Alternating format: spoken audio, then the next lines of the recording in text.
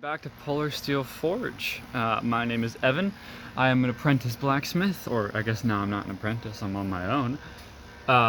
Last time I posted a video, I was asking for help for getting an anvil and um, buying one.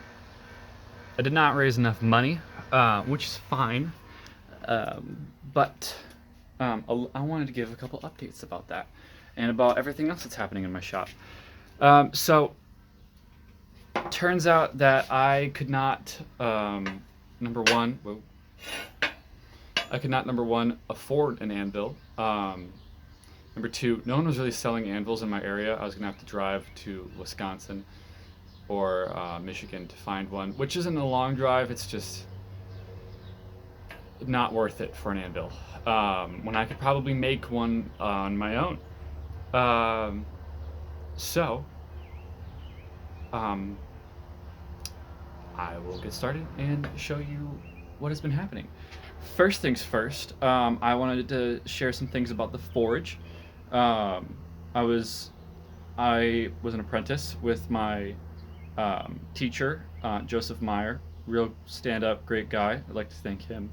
Um, when I was working with him at my school, he taught me how to do some of the basics in blacksmithing. He also taught me how to make my own forge, which was fantastic, and I'll show you that now. Let's see here. Yeah, so I'll show you what I have. This is my little forge. She's little. Here she is. She's a 6-brick forge, not very big, but it heats steel just fine. Now I was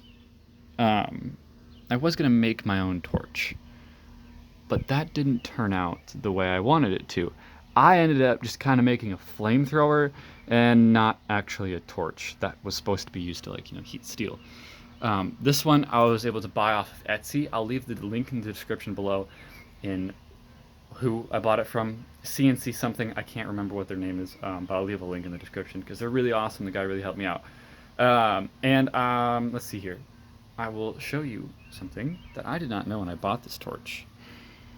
But this right here, this little nozzle, I'm going to call it, to the propane torch, you need to have this on to actually run the forge. Something with air pressure and science. Yeah. So you need to have that on, and it eliminates a lot of space on my forge, so I'm gonna need to get more bricks, which is fine. I can totally do that, just to get myself some more room so that I can, do bigger projects. Now I can't do bigger projects if I don't have an anvil. So here's a story about how I decided to make a striking iron instead of an anvil. Um, there's not a lot of places that will sell, like, 150-pound blocks of steel that I can just, purchase.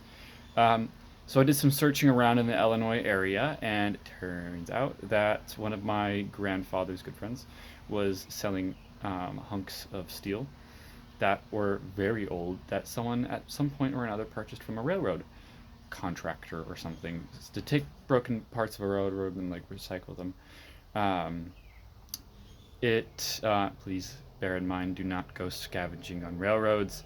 It's not legal. Do not take parts of railroads. It is very illegal. You can get hurt. You will be charged with trespassing and theft. Don't do that. Find a legitimate person who's actually selling them, because they purchased them and they're reselling them, or they have melted them down and you just want the quality of steel. I don't really know what the quality of steel is, but anyways, this person was selling these really old, broken, like, they're pretty old, very rusty plates that sat on the ground, on the gravel, dirt, rock, and then the rail sat on top of them, so to hold them in place.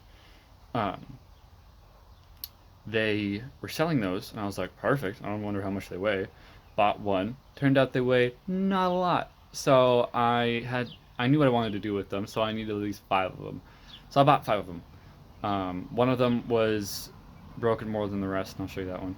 But what I ended up doing was oxygen acetylene I used an oxygen acetylene torch, cutting torch, not a welding torch, and cut off the little lips to it. I did not really think about. I'm just gonna have to grind them. And I graduated. I'm 18 now, but I was unable to figure out, you know, that I needed to grind them as soon as possible. Wasn't able to do that, so I will show you what they are now. Here they are.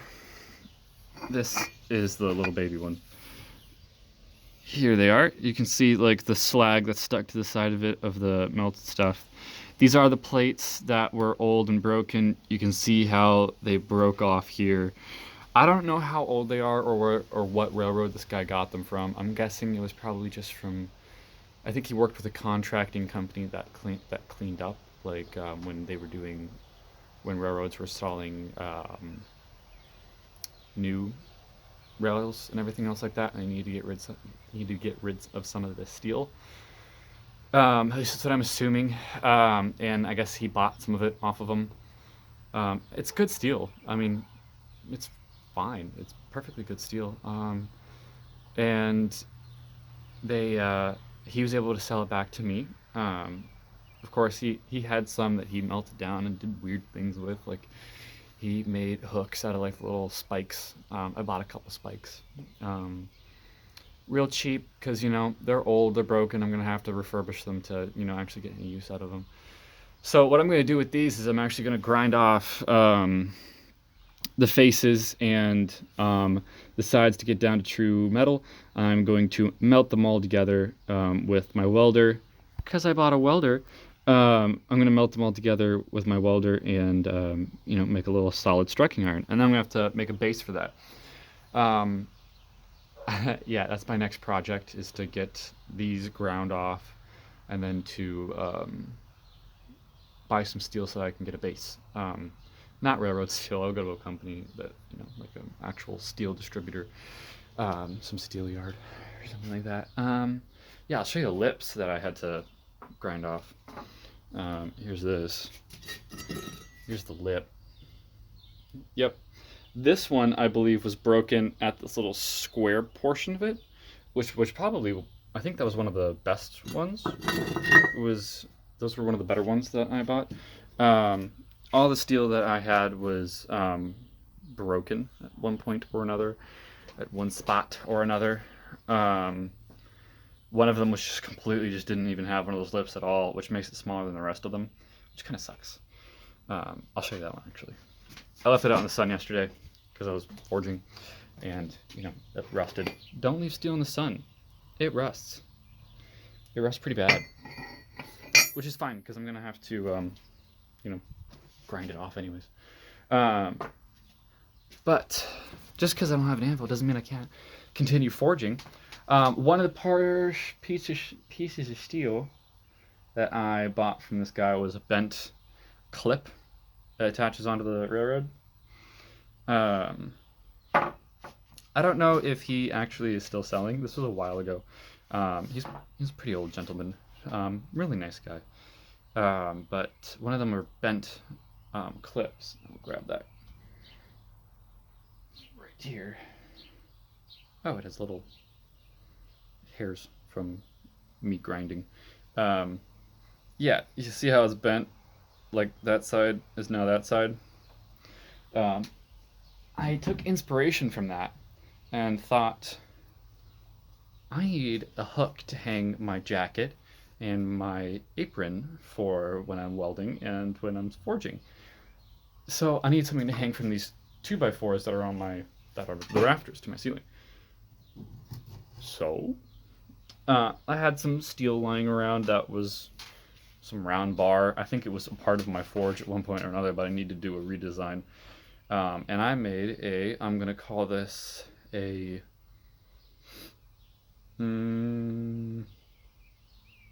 horseshoe hook. So this right here, I will set it down. This right here, if you can see,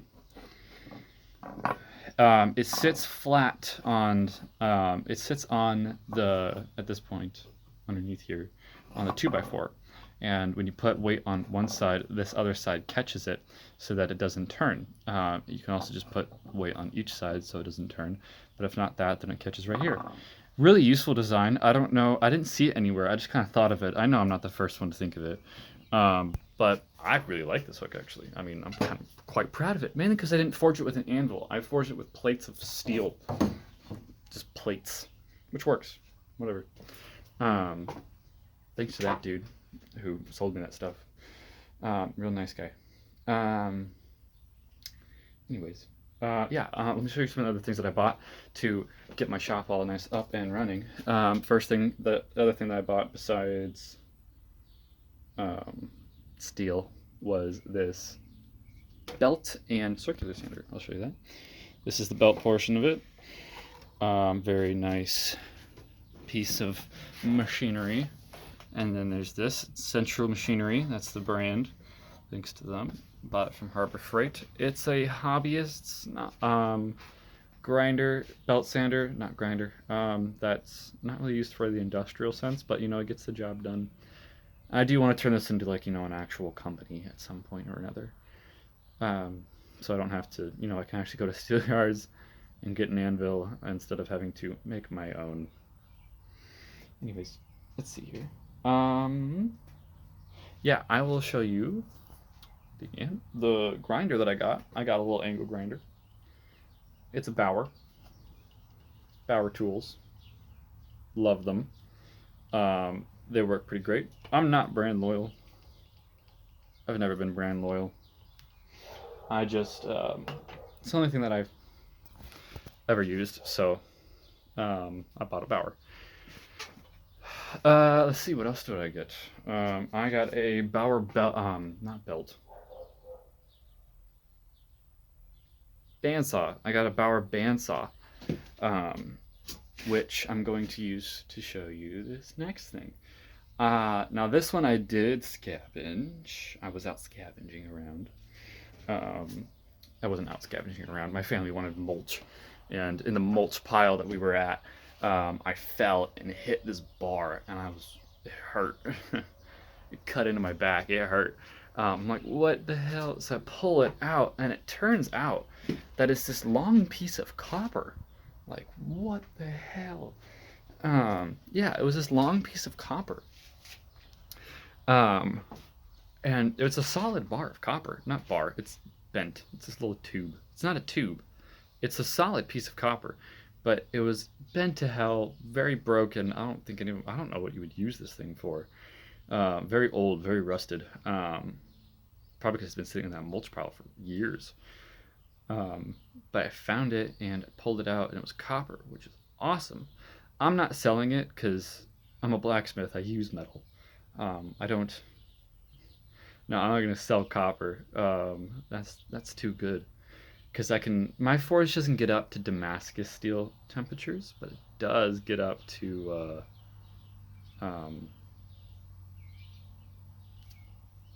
Makumagame temperatures. So yeah, I can make me some Makumagame, which would be real nice if I can make some. And yeah, that's really about it. I just wanted to give a little update to what was happening. I will leave that link to the description below in what that guy that sold me the torch was selling his other products off of. Oh, here's one of the spikes that I bought from that guy. Real old, real rusted, but I ground it off so that I can make a little door handle. Yeah, I just want to remind people one more time before I go that don't scavenge from railroads. Just find an actual buyer. It's very illegal. That's actually one of the things that my mentor taught me was, like, steel's expensive and you can find it everywhere. You can find it a lot on the railroad. Don't ever take it from the railroad. Have them sell it to you, because it's not legal. You will get in trouble, and it's also very dangerous to take steel from a working railroad. And railroads are never abandoned. They're always owned by somebody. So don't steal. It's not good. Yeah.